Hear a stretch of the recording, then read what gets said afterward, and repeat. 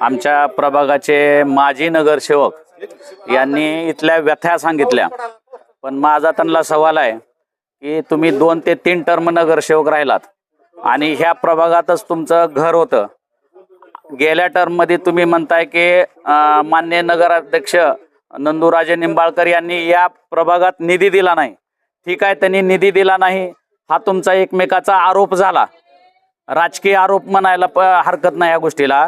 परंतु मला असं वैयक्तिक असं विचारायचं तुम्हाला की जनता म्हणून आम्ही जनतेनं तुम्हाला आमचा लोकप्रतिनिधी म्हणून आम्ही तिथं पाठवलेला आहे, तर तुम्ही आम्हाला किती दिवस हे सांगत राहणार की त्या नगराध्यक्षानं प्रभागाला निधी दिला नाही? तर नगराध्यक्षाने तुम्हाला निधी दिला नाही म्हणून तुम्ही कधी उपोषण केलं का? तुम्ही कधी कलेक्टरकडे निवेदन दिले का आजपर्यंत की बाबा का तुम्ही आम्हाला डावलताय आणि माझ्या प्रभागाला का तुम्ही निधी देत नाहीत? हा कधी पुरावा तुम्ही मी आज त्यांना ओपन चॅलेंज करतो की त्यांनी हा पुरावा द्यावा। आणि शेवटी समजा कलेक्टर साहेबांनी बी समजा त्यांचं ऐकलं नसल तर त्यांनी जसं आम्ही आज उपोषणाचं निवेदन दिलेलं आहे तसं तुम्ही नगरसेवक म्हणून उपोषणाचं निवेदन दिलं का? आणि तुम्ही 5 वर्ष ह्या प्रभागात निधी मिळाला नाही म्हणून कधी उपोषणाला बसलात का? एवढाच माझा सवाल आहे त्यांना। कारण का आरोप प्रत्यारोप राहिला तर हे धाराशिव कंटाळलेला आहे। कारण का प्रत्येक ठिकाणी प्रत्येक जनतेनं आपलंच मत मांडायला लागले। जनतेच्या व्यथा कधी बघणार तुम्ही? आम्ही किती दिवस तुमचं सहन करायचं? जनतेच्या व्यथाचं काय? कारण का तुम्ही म्हणताय की आता हे काम निष्कृत द्यायचं नाही, तर मी त्यांना आता आव्हान करतो की त्यांनी माझ्यासोबत त्या नालीवर चलावं। अहो, लहान लेकराला सुद्धा कळेल की ते काम कसं आहे ते, आणि इंजिनियरची काय गरज आहे? जर त्या दिवशी आमदार साहेबांनी स्वतः नालीला लात मारली तर नाली पडायला लागली, त्याचा व्हिडिओ सुद्धा आहे, त्याची बातमी सुद्धा आहे।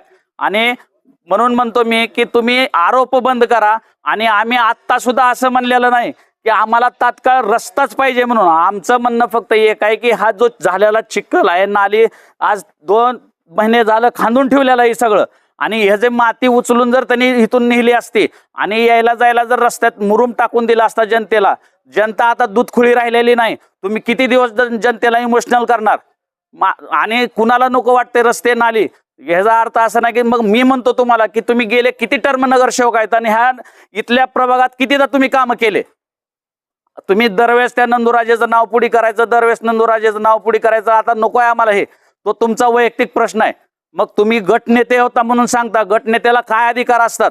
त्या गटनेत्याच्या अधिकारातनं त्यांनी कधी तेवढी पावर त्यांनी आज म्हणून ह्या समतातल्या नागरिकांच्या जर व्यथा दूर केल्या असत्या तर आम्ही जनतेनं त्यांना डोक्यावर घेऊन त्यांना नाचलो असतो। परंतु आता आम्हाला कंटाळा आलेला आहे, म्हणून माझे हात जोडून सर्वांना विनंती आहे की कुणी असू द्या, नंदूराजे असतील किंवा आमचे मित्र माजी नगरसेवक युवराज बाप्पा नळे असतील, यांना माझे हात जोडून विनंती आहे, आम्हाला आरोप नका एकमेकावर करू, फक्त आम्हाला काम दाखवा। आम्ही कलेक्टर साहेबांना येथील सर्व नागरिकांनी मिळून एक निवेदन दिलेलं आहे की गेले 2 ते 3 महिन्यापासून हे काम रेंगाळलेलं आहे।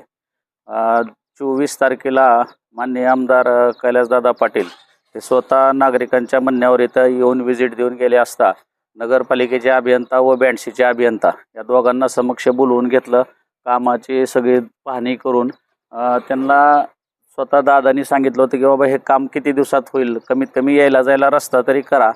तर त्यावेळेस दोन्ही अभियंत्यांनी आम्हाला असं सांगितलं होतं की बाबा आम्ही 8 दिवसात तुम्हाला हे सर्व काम सुरळीत करून देऊ म्हणून।